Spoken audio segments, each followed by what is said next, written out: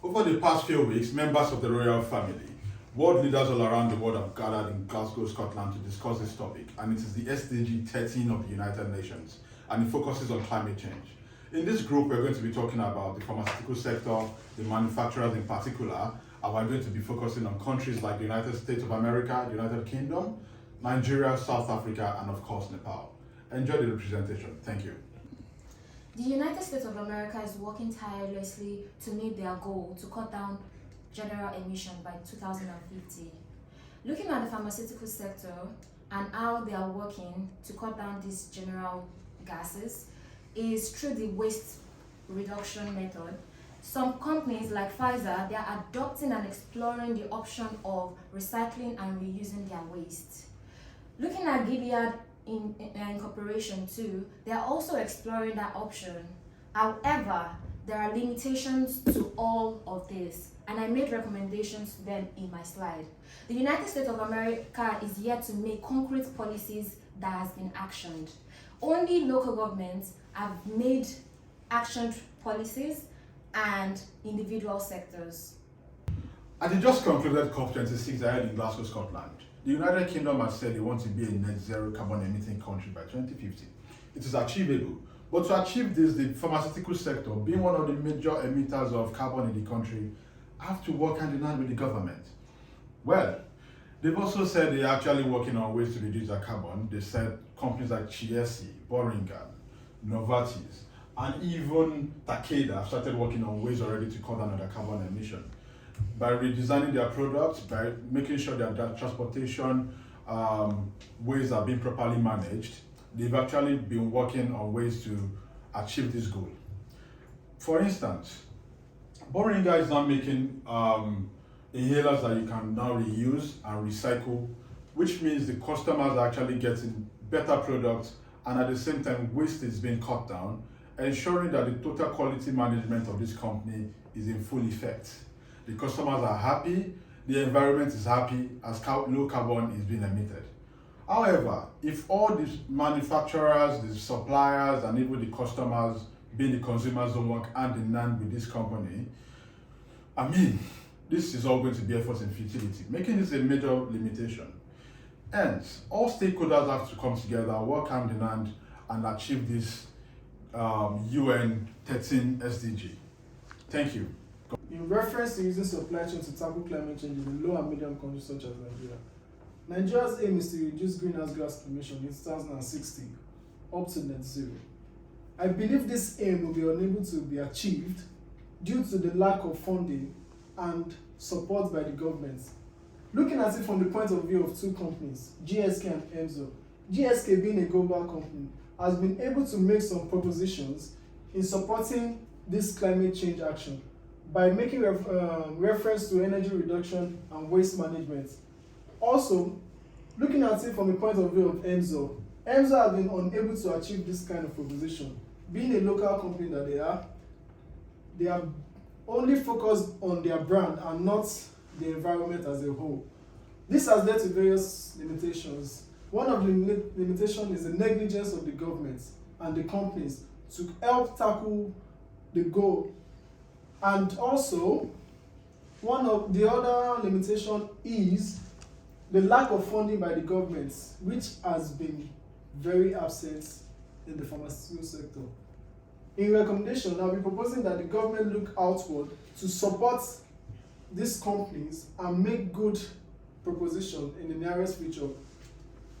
Also, another point of recommendation will be to look outward and look at the higher income companies such as UK and USA by agreeing and making propositions and policies that will tackle these waste management and energy reduction policies. Thank you.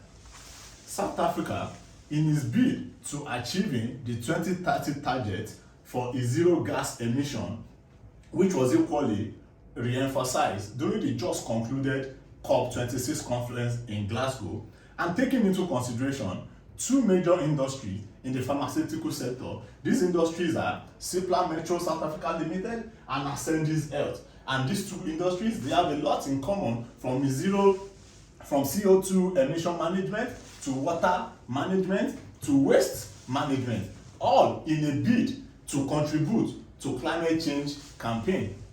And why these two companies are doing this, they've equally made sure that every of their activities has impact on the triple bottom line, which is people, planet, and profit, ensuring that everything that they do has positive effect on the people, from their staff to the general community as a whole. But all these things still has its own limitations, and the limitations are scarcity of renewable energy technology, acceptability of these alternative sources, finance and policies by government. Meanwhile, I will be recommending that government should support more technology-driven alternative source of power, and that government should, as a matter of urgency, embark on conscientization campaigns and making sure that there is strict adherence to every policy being postulated in conserving energy. Thank you. Being a low-income country, only 35% of entire production and demand of the pharmaceutical products are covered by Nepal itself. The rest are imported from abroad. Climate change has been the major problem going on that Nepal is facing on right now. The problem that Nepal is facing from the pharmaceutical sector is biomedical wastage is being thrown in very inappropriate manners. It is very inappropriate.